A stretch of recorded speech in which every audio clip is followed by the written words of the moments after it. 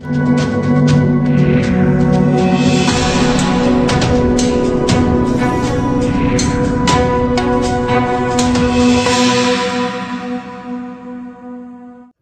आप देख रहे हैं असल न्यूज़ और हम मौजूद हैं सन्नोट गांव में और आज प्रदर्शन का छठा दिन है और मौसम भी रात से ही लगातार जो सर्दी है वो लगातार बढ़ रही है। अब ऐसे में जो लोग हैं वो अपनी जो मांग है उसको लेकर भी इस भरी हुई सर्दी और बारिश भी हो रही है रात से, उसको भी लेकर लोग अपनी मांगों को लेकर इस धरने पर बैठे हैं। सरकार है कि बिल्कुल ही आंखें बंद करे हुए बैठी है और बात करेंगे जो लोग धरने पर बैठे हैं वो बुजुर्ग भी हैं और उम्रदराज भी हैं। सर, नाम बता दीजिए। मेरा नाम ईश्वर सिंह। ईश्वर सिंह जी, आप लोग धरने पर बैठे हैं और आज छठा दिन है धरने का। क्या सरकार की तरफ से कोई संदेश आप लोगों को मिला कि इस पर जो है सुनवाई की जाएगी, जो डंपिंग यार्ड आपके यहाँ डाला जा रहा है? सरकार की ओर से कुछ नहीं आया है आज तक, कोई शब्द नहीं, उनका कुत्ता भी नहीं आया है यहाँ तक। अगर इसके बारे में कुछ कराया जाएगा और इससे हमने जो है इतनी बीमारी लगेंगी कि बेहद, अगर नहीं लगती हो तो स्नोडी रख दो। हमें मारता ही आड़े फालतू है कि भाई इन सनोठा तड़पा के मार देते आते दिल्ली देहात में। कितना इलाका प्रभावित है इससे? इससे मेरे ख्याल में 15-16 किलोमीटर का एरिया कवर हो जाएगा। इतना जो है गंदते हम जो है बीमार होकर मरेंगे तड़प और तो कुछ नहीं है। और गवर्नमेंट इस बारे में कुछ सोच नहीं रही, क्योंकि उन्हें दिल्ली देहात दिखा कि भाई उठाकर डंप उड़ा कर दो और कुछ है नहीं। अरे कोई और स्कूल ना दिया, अरे कॉलेज ना दिया, यो खत्ता ही बढ़ा दिया उनने। हाँ, सब कुछ कबाड़ सारे दिल्ली का यहाँ डाल दिया, डालने की कोशिश कर रहे हैं, लेकिन भाई हम डालने तो नहीं देंगे, चाहे कुछ भी हो जाए। अगर हमारी जान भी जाएगी तो हम जान भी देंगे, और लेनी पड़ेगी तो ले भी लेंगे। हमारा तो यही है हिसाब किताब। आंदोलन का जो है छठा दिन है और जो लोग हैं वो लगातार अपनी मांगों को लेकर बैठे हैं और मौसम लगातार जो है राजधानी दिल्ली का ख़राब होता जा रहा है। सर, क्या कहेंगे सरकार को कि जो आपकी मांगे हैं? भाई, सरकार बुरा हाल कर रही है हमारे देहात का। जो भी गंदगी कर रहा है सब यही देहात में फेंकने की कोशिश करती है। अच्छे जो भी काम है वो अपनी नई दिल्ली में करते हैं, और केजरीवाल सरकार ने तो कम से कम दिल्ली को 100 साल पीछे कर दिया होगा।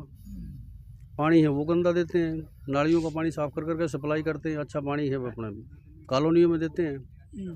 कॉलोनियों पे ज़्यादा ध्यान है, देहात पे गाँव में कोई किसी का ध्यान नहीं है। कल एक सभा में हुई थी, महापंचायत हुई थी 360 गाँवों की। भाई, ये तो इलेक्शन का टाइम है, सब नेता अपने अपने विचार रख के चले गए। अब आगे देखते हैं क्या करते हैं क्या नहीं करते हैं वो।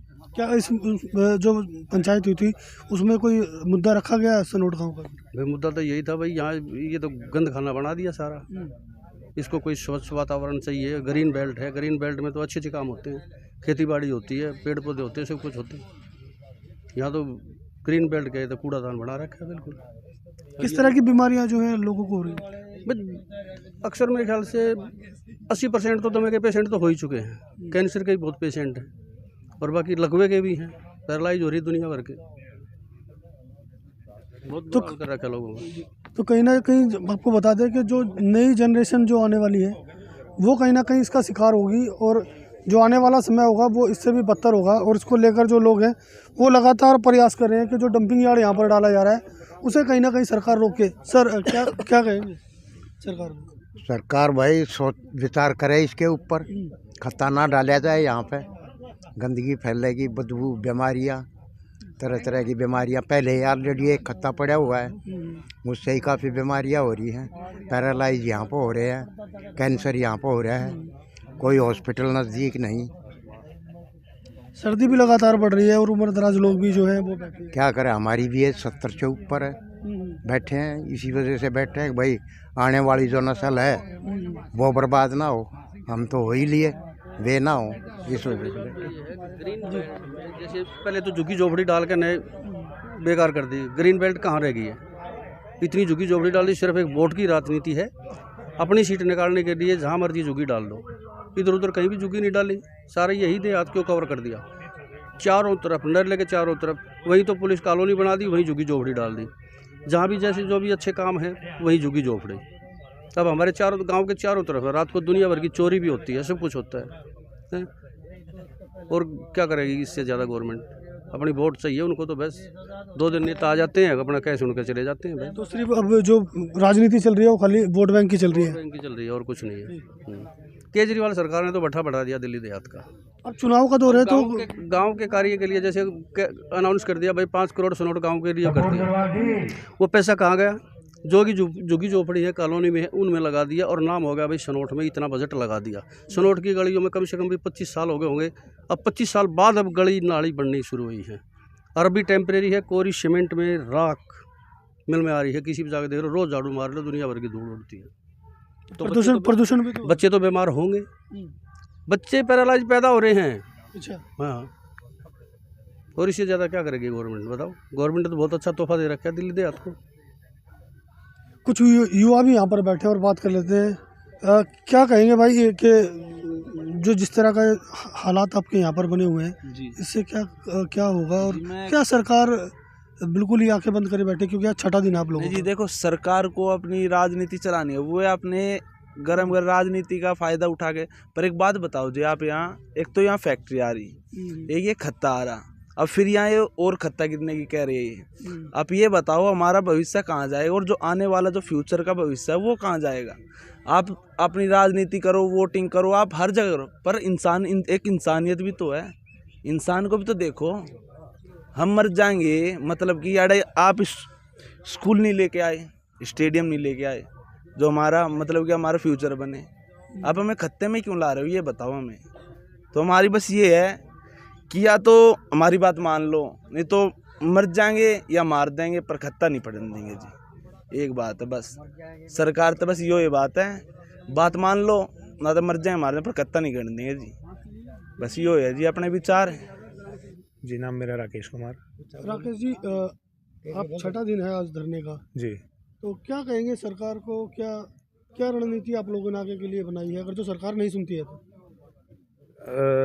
मैं पहले आपको सूचित कर दूं कि ये WT परियोजना है प्रस्तावित, और उसी के संदर्भ में हमारा अनिश्चितकालीन धरना जो आप पहुँचे हैं, प्रशासन को अवगत कराया गया है, लिखित दिया गया है, और जो उनकी मेल ID वगैरह होता है सब तरह से सूचित किया हमने। और एक और बात आपसे मैं बता दूं कि हालात बड़े भयावह हैं, इसलिए भयावह हैं कि IIT दिल्ली और एक अमेरिकी स्टडी हुई ओखला में, जो परियोजना ये हमें देने जा रहे हैं, वो जो स्टडी हुई उसमें बड़े भयावह व्यवस्था बताई गई। कैंसर के पेशेंट, लंग्स के प्रदूषित व्यवस्था, बहुत बुरे हालात हैं। उसके संदर्भ में सभी गांवों के मेरे लोग, बड़े बुजुर्ग, युवा साथी सब अपना सहयोग कर रहे हैं, और शासन प्रशासन सचेत है इस संदर्भ में कि भाई दिल्ली देहात को तो इन्होंने बिल्कुल नर्क बना दिया। अब उन्होंने वहाँ से वो पागल हाथी छोड़ रखा है, अब वो बैठाना चाह रहे हैं यहाँ, तो उसका पुरजोर विरोध कर रहे हैं और कड़े शब्दों में निंदा कर रहे हैं शासन की भी, प्रशासन की भी, बड़े कायदे से और शांतिपूर्वक धरना जी हमारा। सर, किसानों का भी समर्थन मिला है आपको, तो कहीं ना कहीं संभव होगा कि जो लड़ाई लड़ी जा रही है तो आसपास के मेरे जितने भी नियर बाय हमारे गांव हैं वो कल सब यहाँ आए और अपना अहम योगदान तन मन धन से लेके, और बड़े धरने के जो पदाधिकारी थे वो सब पहुँचे, पूरा सपोर्ट करके जा रहे हैं हमें, और अच्छे से बिल्कुल बढ़िया। भाई आप लड़िए, हम आपके साथ हैं। तो कई संगठन अब आपके साथ जुड़ेंगे जी बिल्कुल, और ये लड़ाई लंबी लड़ी जाएगी। जी बिल्कुल, अनिश्चितकालीन धरना है, और आप सभी देख ही रहे हैं आपके मीडिया के माध्यम से भी कि बड़ा मजबूत स्तंभ है मीडिया हमारी बात पहुंचाने के लिए, शासन से, प्रशासन से, बड़े स्तर तक। तो मैं आपका भी तहे दिल से शुक्रगुजार हूं कि आप आए और हमारी व्यवस्थाएं आपने देखी और साझा करी। जी, नमस्कार। सबसे पहले तो मैं अपने भाई प्रदीप भाई का और असल न्यूज़ का धन्यवाद करना चाहता हूं, जो दिन प्रतिदिन जितने भी दिन धरना हुआ है कि आप कवरेज कर रहे हो। और एक आप ये देखिए, पहले तो एक सांप बिठा रखा था, अब अजगर लेने की कोशिश कर रही है जिन्होंने पूरे हमारे क्षेत्र का नाश कर दिया। इतनी बदबू, इतना ये खत्ता तो आने नहीं देंगे बिल्कुल भी।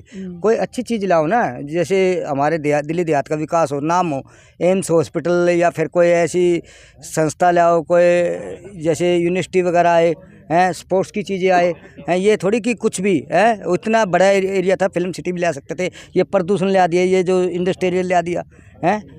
आप ये देखिए, दिल्ली देहात से ही ज़्यादातर जो है खिलाड़ी और पहलवान निकलते हैं। हाँ, दिल्ली देहात से खिलाड़ी भी निकले, पहलवान भी निकले, कलाकार भी निकले, टैलेंट के भरमार है। पर क्या करे, गवर्नमेंट तो मारने के लिए तैयार है। क्या आने वाले समय में हो पाएगा ये संभव फिर? हैं, देखो हम तो कोशिश यही कर रहे हैं और हम ये खत्ता नहीं गिरने देंगे। चाहे कुछ भी है पूरे नहीं, क्या देश को जो हालात यहाँ पर बनाए जा रहे हैं, क्या देश को कोई खिलाड़ी मिलेगा फिर दिल्ली यहाँ से? ना ना, ऐसे कैसे मिलेगा? ऐसे तो बीमारी मिलेगी, खिलाड़ी नहीं मिलेगा, बीमारी मिलेगी। आप ये देखिए, युवा जो हमारे गांव के हैं ना, कम से कम कैंसर से पीड़ित हो चुके हैं, किडनी फेल हो चुकी है, टीबी हो चुकी है, और सांस लेने में तो इतनी प्रॉब्लम, फेफड़े भी नष्ट हो चुके हैं। युवा बहुत जा चुके हैं, हमारे गाँव के कम से कम 500 आदमी जा चुके हैं। क्या ये बीमारी देने के लिए वो किया था? दिल्ली देहात सबसे साफ़ सुथरा एरिया था, अच्छी चीज़ लाते, क्यों नहीं लाती है? क्या सरकार बिल्कुल आंखें में मूंदी हुई है? हम तो कहते हैं अगर जो खत्ता यहाँ ला दिया ना, तो पूरा दोनों विधानसभा बहिष्कार करेगी और खत्ता आने दें किसी भी हालत में। ये कह दिया, लड़ेंगे या मरेंगे। देखिए, अब जो मुद्दा है वो लगातार लोगों का है और सीधी टक्कर है सरकार से। या तो डंपिंग यार्ड को हटाया जाए या फिर ये आंदोलन इसी तरह जारी रहेगा और लोग सरकार से सीधा लोहा लेने के लिए भी तैयार हैं। अब वैसे में सरकार नतमस्तक होती है या फिर ये लोग इसी तरह इस धरने पर अपनी आवाज़ बुलंद करके बैठे रहेंगे। दिल्ली से नीति सैन के साथ असल न्यूज़ के लिए प्रदीप उज्जैन की रिपोर्ट।